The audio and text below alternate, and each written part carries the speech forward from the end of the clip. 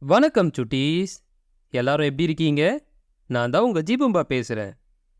இன்னைக்கு நான் உங்களுக்கு ஒரு ரொம்ப நல்ல கதைய சொல்லப் போறேன். அந்த கதை பேர் என்னன்னா, விவசாயியும் முட்டாள் கழுதையும்.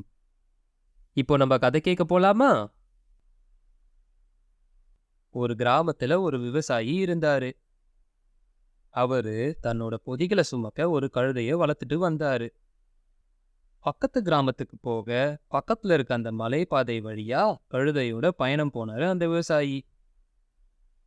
கழுதை மேல நிறைய சாமான் இருந்ததால கழுதையோட கழுத்துல ஒரு கயிறை கட்டி பாதுகாப்பா அது கூடவே நடந்து போனாரு அந்த விவசாயி.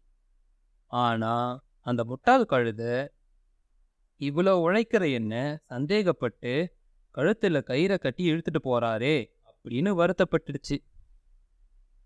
இனிமே இவருக்கு விசுவாசமா இருக்கக்கூடாதுன்னு முடிவு பண்ணி சண்டித்தனம் செய்ய ஆரம்பிச்சது அந்த கழுதை.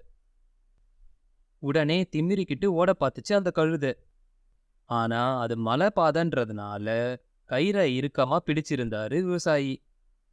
அடடா, தன்னை கயிறால இருக்க பிடிச்சு தன்னை கொடுமைப்படுத்துறாரு விவசாயின்னு நினைச்சு ரொம்ப வேகமா அந்த பக்கம் இருந்த பள்ளத்தாக்கு பக்கமா இழுத்துச்சு இந்த கழுதை.